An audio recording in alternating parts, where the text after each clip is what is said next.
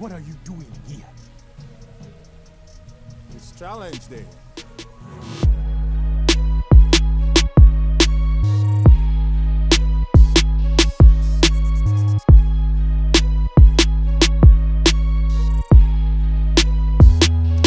What is up, everybody? My name is Advance, and this is Advanced Sports Talk. Oh boy, we got a good one for you tonight. But not tonight, but Saturday night. All right, so look, this has been a very widely anticipated matchup. So, a little bit of background. Oh, hold on, wait, first let me tell you. All right, UFC 270. Cyril Gane versus Francis Ngannou, the UFC heavyweight champion. Cyril Gane is the UFC interim heavyweight champion. We're going to talk about that in a minute. All right, so what I'm about to do now is I'm going to go to YouTube. I'm going to react to the press conference. I'm going to pause. I'm going to offer my little tidbits in between, because fighting copyright infringement is a bitch. Or fighting copyright disputes, I should say. So, without further ado. Very excited, basically, because this is my first event since the Francis been back in the arena. So I'm gonna fight in front of the crowd, and just see the crowd right here right now get me very excited. Let's go! This is a fight like my former fight. I work a lot, I improve a lot on my strength, and tomorrow I'm gonna impose my tempo, and after that we will see. But everybody know already I'm well-rounded, so everything is possible. Francis did say this week that he knocked you out in sparring, and then you went and said that didn't happen. So who's telling the truth? Oh. Can you repeat this, Francis? Whoa. You went to the floor, Cyril, and then you left the training. So can you explain exactly what's happening? Oh, you don't remember? Tell to the people. Well, left high kick. Left. All right, so look, that's interesting that he said left high kick. I'm gonna go into that in a second. So, all right, let me give a little background. So, these two actually do know each other, because when Ngannou came from Cameroon after shoveling sand in a sand mine, you know, those bags of sand that we get from Home Depot and Lowe's. This guy right here, yeah. So, all right, so look, actually, which way did hold on, I didn't even see which way I pointed. Yeah, sorry, my bad. This guy down here, over here on the left side, yeah, that guy was responsible for getting you those bags of sand from Lowe's, you know, to keep the rainwater out your basement. So, yeah, so basically what happened was there was an incident where they were training, and allegedly, I'm gonna say allegedly because I can't beat either of these guys in a fight.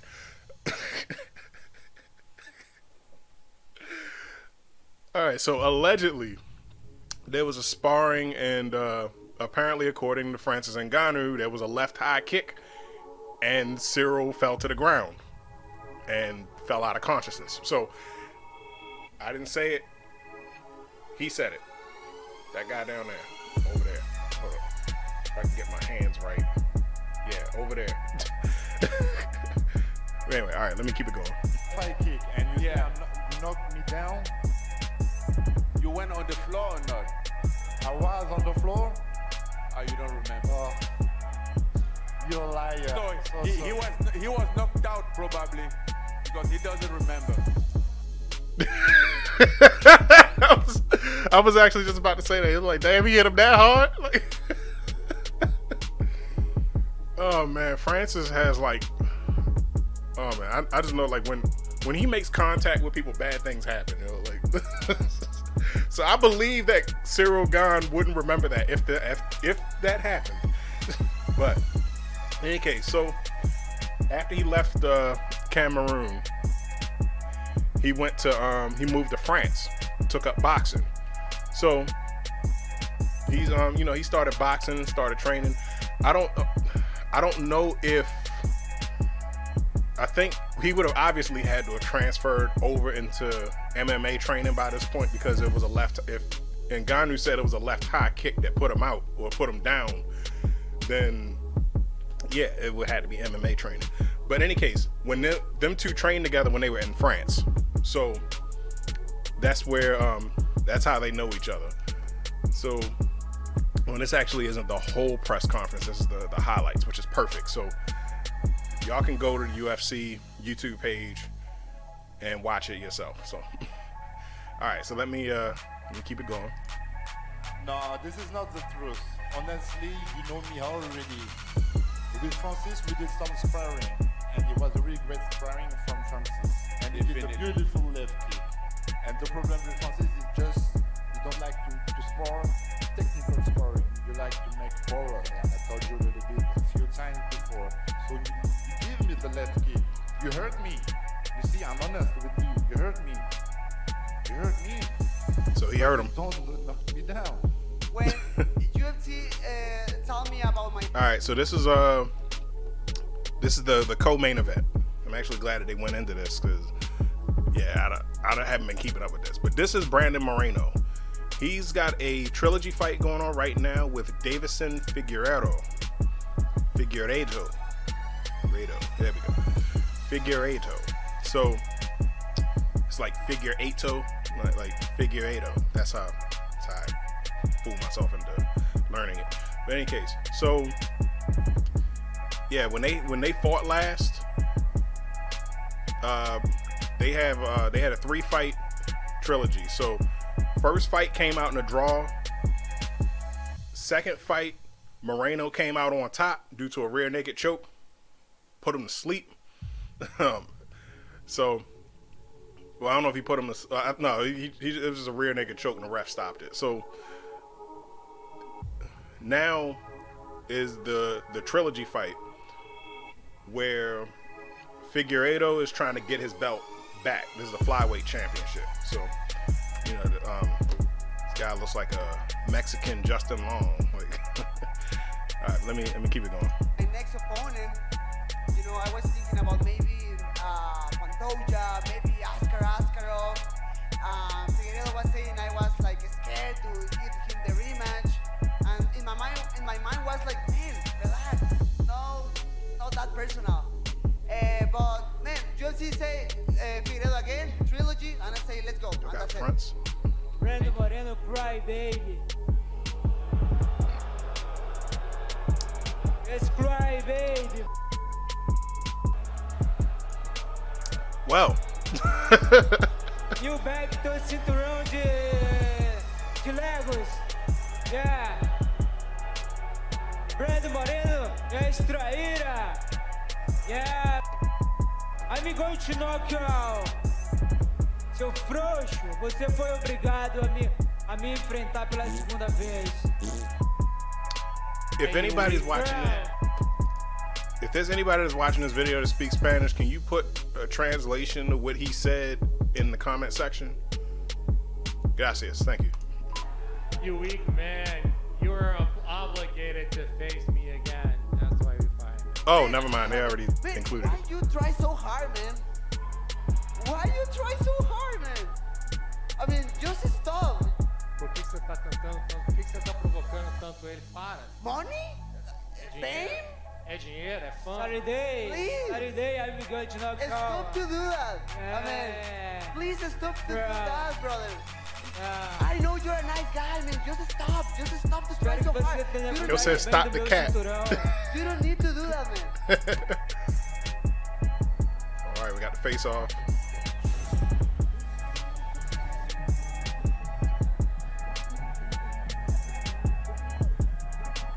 Okay, doing the heart symbol, Drake.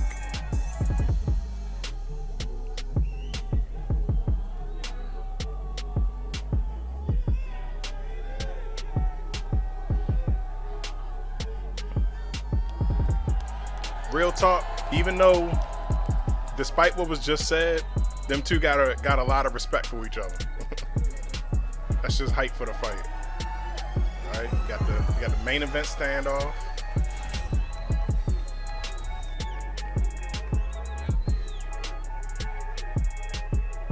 And Francis styling and profiling.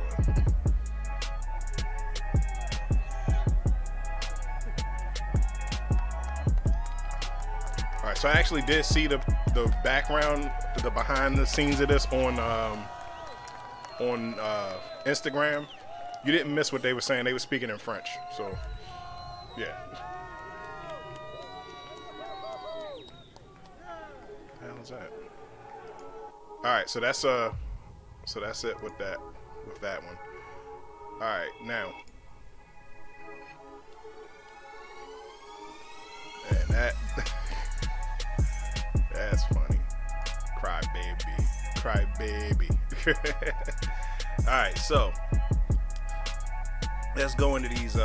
Go into this. So, I was introduced to Ciryl Gane in his last fight against Derek Lewis.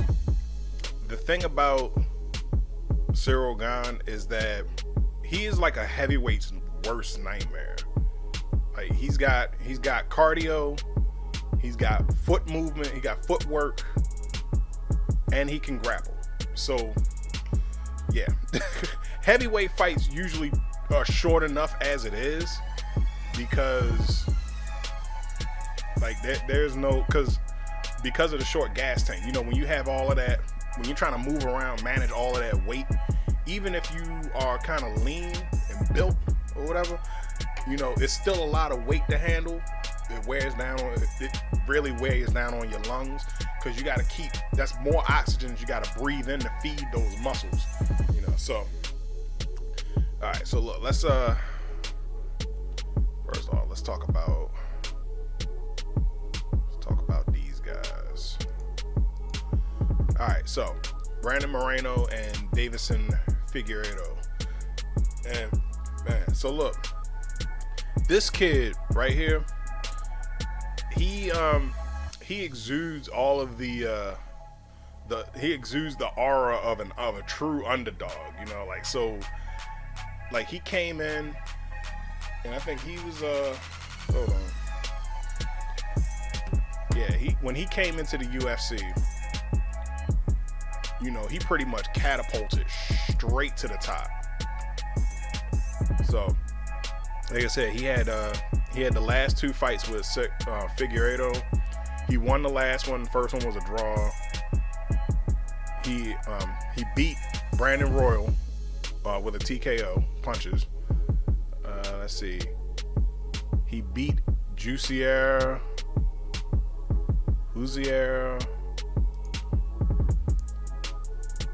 Formiga. So, all right. So yeah. So Brazilian guy. So he got the W on that one. Like he was like, he pretty much came through, cut a swath through the flyweight division, and then he said at one point he's gonna be a champion. So they had the one fight came out a draw. So of course, naturally, hey, let's run it back. They ran it back. He won, and it's like he had, like, pretty much when he won, you felt it. Like everybody like celebrated and supported this dude. You wanted to actually like jump in and celebrate with him. But yeah, man, like, oh man, hats off to him. So this is his first flyweight title defense. So yeah, hey, good on him. I know it's going to be a spectacle. It's going to be a spectacle to behold. But in any case, moving on. All right, so we got these two guys. I already gave you Ciryl Gane's background. Heavyweight's worst nightmare. I think Izzy Adesanya, he gave him the nickname Cerebral. Which is good. Like if he's smart, he'll take that on. That's tight. Cerebral Cyril Gane.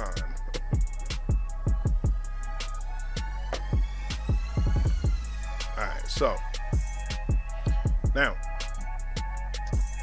the thing now Francis Ngannou is a bit of an enigma. So we got, of course, he is a part of the best stable in sports entertainment, in my opinion. So we got he's part of the three African kings. Who are the three African kings, you ask? That would be Israel Adesanya, Kamaru Usman, and of course the man himself.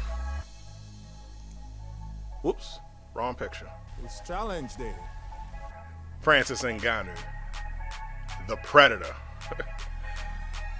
Alright, so these three guys form the team, you know, and more often than not, you'll see Ngannou with Usman. You'll see Usman with Ngannou. So, you know, they're in each other's corner.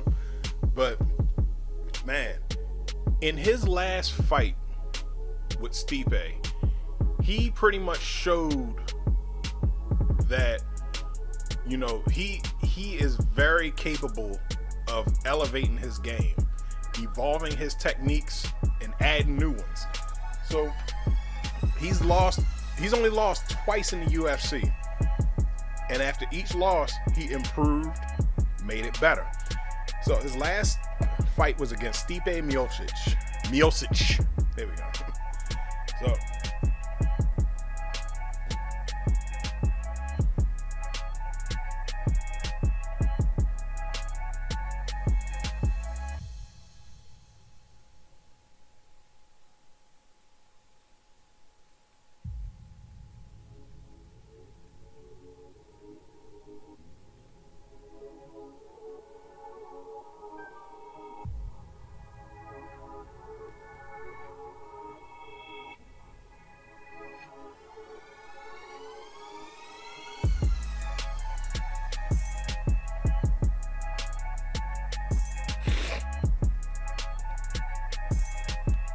my bad. All right, so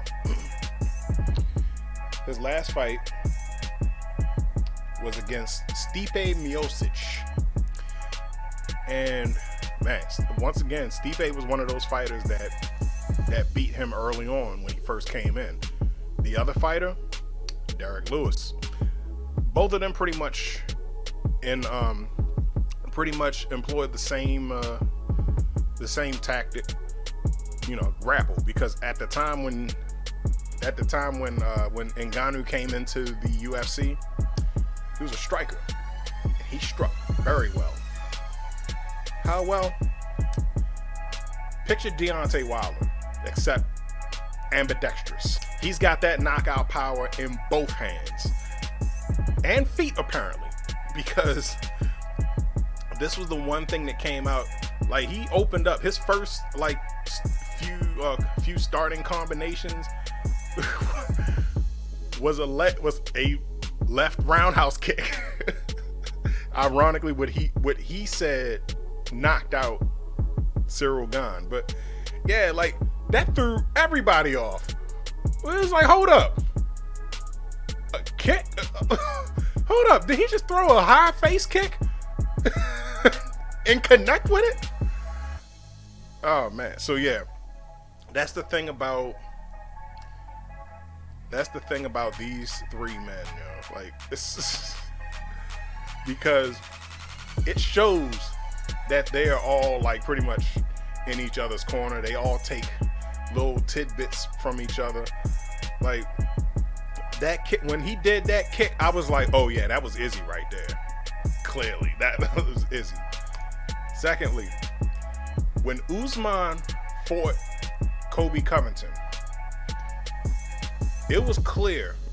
Actually, when he fought Kobe and Masvidal. And who else did he fight? Gilbert Burns. When he fought all three of those guys, look, Usman is a wrestler, but he's been throwing hands. So where do you think he's been getting all of his training from?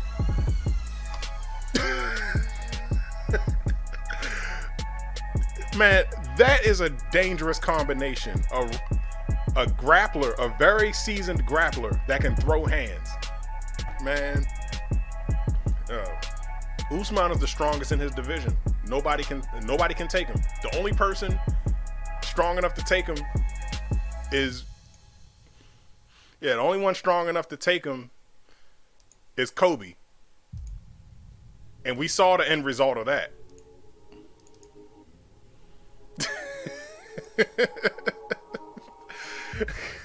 Battered and broken. Oh man.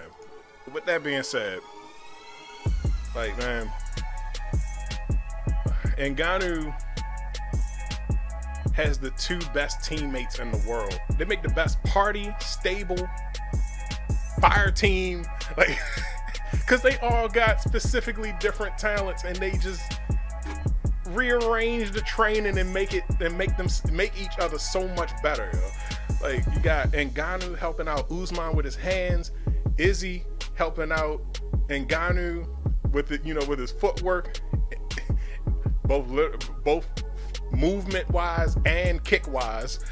You got Usman helping him out with his wrestling.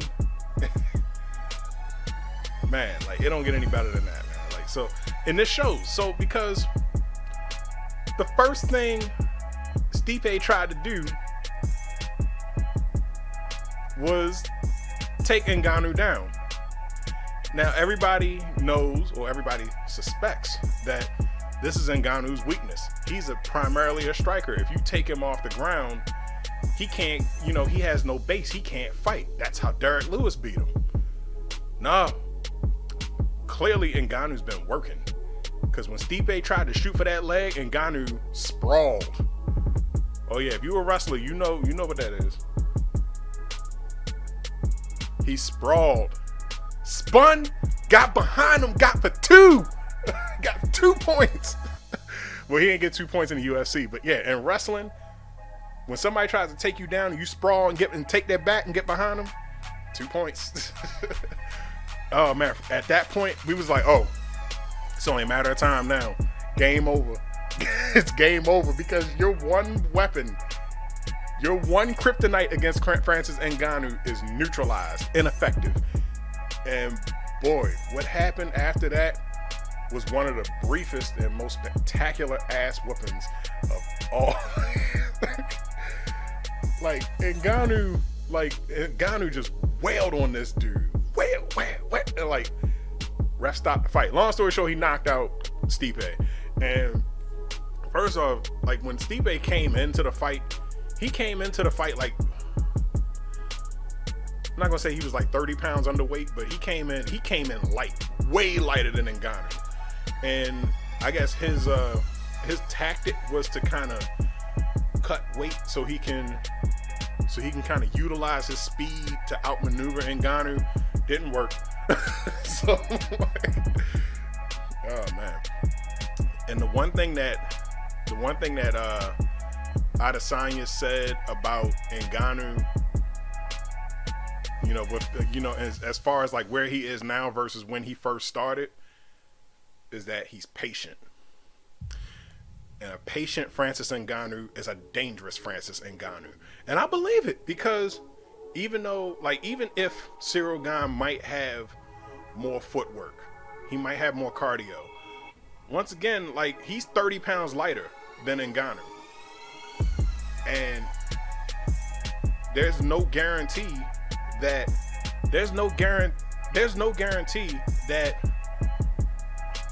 if he's able to hit him, I'm sure he'll be able to hit him. Will it do any damage? That's the one thing you gotta ask yourself. So, yeah, all right. In any case, as far as this event goes, I'm pulling for my boy Ngannou. Although I do like Gane, because of he's a really good fighter, likable personality, everything. So, but I'm going for Ngannou. I always ride with the three kings all the time. So, so I did mention earlier that they made Gan the interim heavyweight champion.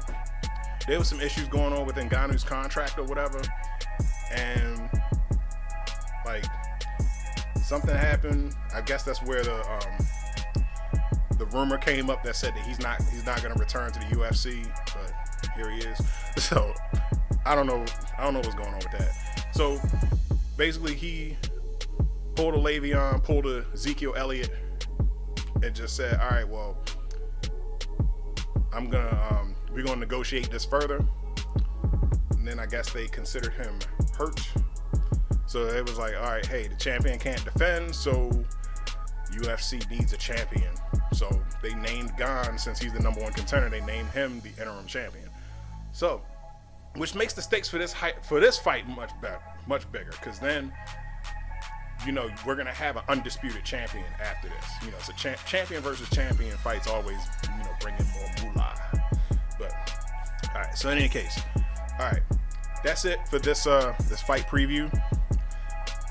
My name is Advance. Don't forget to like, share, subscribe on everything.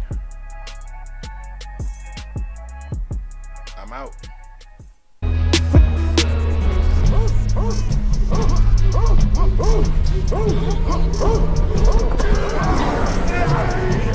Witness the might of the Jabari. First hand.